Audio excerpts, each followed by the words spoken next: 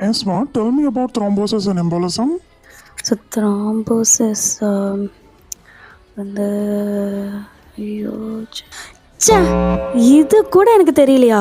Episode 1 thrombosis embolism. ஸ்க்ரீனுக்கு முன்னாடி தெரியுற இந்த இமேஜை டக்குன்னு ஒரு ஸ்க்ரீன்ஷாட் எடுத்துக்கோங்க. இது ரொம்ப யூஸ்ஃபுல்லாக இருக்கும். நானே ஜென்ரேட் பண்ணது. த்ராம்போசிஸ் எம்போலிசம் எத்தனை வயது ப்ரொஃபஸர் கேட்டாலும் டக்குன்னு மறந்து போயிடும். ஸோ அதுக்காக தான் இந்த ட்ரிக்கை மட்டும் ஞாபகம் வச்சுக்கிட்டிங்கன்னா கண்டிப்பாக மறக்கவே மறக்காது. இந்த மாதிரி நிறைய கண்டென்ட்ஸ்க்கு என்ன ஃபாலோ பண்ணிக்கோங்க. த்ராம்போசிஸ் டீல ஆரம்பிக்குதா? D for தங்கிடுவான். அங்கேயே தங்கி அதே இடத்துல கிளாட் ஃபார்ம் பண்ணி அந்த ஆர்ட்ரி ஒரு வெசல்லையுமே பிளாக்கை கிரியேட் பண்ணிட்டா அவன் தான் த்ராம்போசிஸ். ஸோ இவனுக்கு example DVT, deep vein thrombosis. Embolism ஈல ஸ்டார்ட் ஆகுதா? இ ஃபார் எங்கேயாச்சும் ஓடிடுவான்.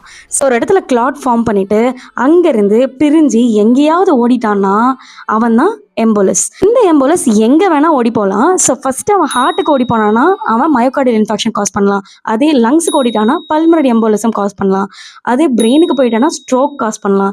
இந்த மாதிரி எந்த இடத்துல வேணால் ஓடி போய் அங்கே கிளாட் ஃபார்ம் பண்ணிடுவான். அவன் தான் எம்போலிஸ். இந்த மாதிரி ஈஸியான ட்ரிக்ஸ் வச்சு கொஞ்சம் ஸ்ட்ரெஸ் இல்லாமல் படிங்க. Because at the end of the day you are important.